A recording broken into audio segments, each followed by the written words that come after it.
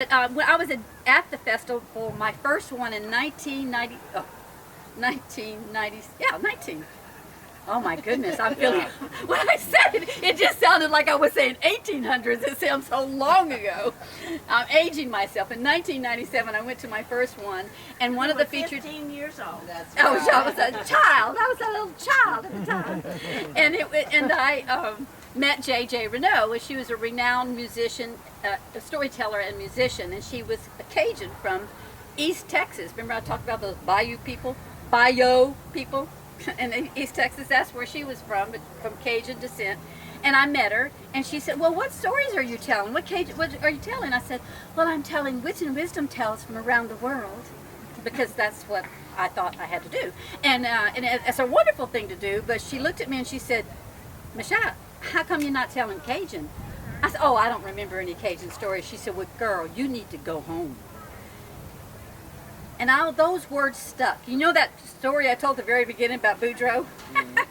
Well, my brother, I couldn't remember anything from Louisiana stories. I had moved 1,000 miles away, worked on getting rid of my accent to teach in a private school in Naples, Florida. They didn't want any, Cajun girl telling stories in their library, and I mean that they didn't mind later on. But I called my brother and I said, Gerald, he married a Touchette from Gaydon, Louisiana. Michelle, that's Cajun.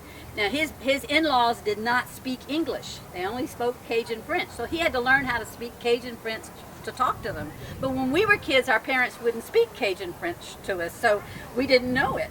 Well, I said, I need some Cajun stories. He said, no, I don't have any, me. And I said, oh, come on, Gerald, surely you got something. He said, no, I don't know. I don't have nothing. Well, a few weeks later, I received a book in the mail, and it was wrapped in a paper bag. Now, I knew it was a book because I was a librarian, not because I was psychic. I could tell by the shape of the wrapping that it was a book, but it was wrapped in like a paper bag, open a paper bag, wrap it up, and mail it. And it was from my brother Gerald. I went, Gerald's sending me a book? And I opened it up, and I said, Gerald was kind of like our non-reader in the family. He didn't really like books. He was a musician, and he did that, but he didn't really care for books. But it was a book, but it was a Boudreaux joke book. So that was my entrance to Cajun storytelling, was a Boudreaux joke.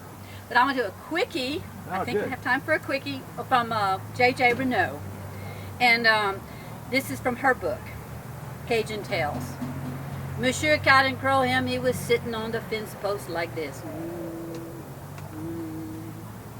When all of a sudden, Monsieur de Poulet, the chicken hawk, come flapping down. And she landed right next to the post. Bonjour, comment ça va? Hello, how you doing? And Monsieur Cannon Crow, the buzzard, said, oh, pas bon, not good at all, not good at all. Man, what's the matter with you? It's a pretty day today. There's no rain. Everything's good. How come you're so sad? Oh, man, I have had nothing to eat for 3 days. 1, 2, 3. I'm so hungry, me. Well, get off that fence post and go find yourself something to eat, huh? Oh, no, that's not the way the mon bon Dieu, good God, made me to wait for something to fall down dead. Oh, that's crazy. You got wings, you have good eyes, you have a sharp beak. You get off that fence post and go get something. No, that's not how I can do it, me. Let me show you how to do it. And with that, Monsieur de Poulet, the chicken hawk, started flapping. Man, she got off on a good run, and she took off in the air, and she looked down and she saw she had an audience, and I don't know if you know about anybody like that, but she liked the audience. And she started doing the loop-de-loops and the figure eights. And then she remembered why she was up there, and looked down for something good to eat. And she saw it, child. A little rabbit, petit lapin. And that little rabbit looked, that looked good, yeah. So she started her dive. But that little rabbit was smart.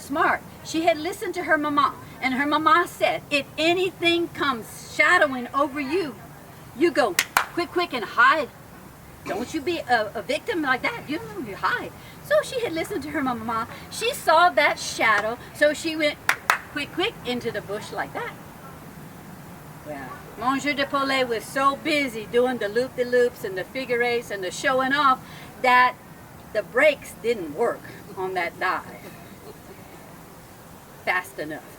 Splat! Hit the ground. That is the fence post that Monsieur Cadencrow had been sitting on. And Monsieur Cadencrow had been obediently watching.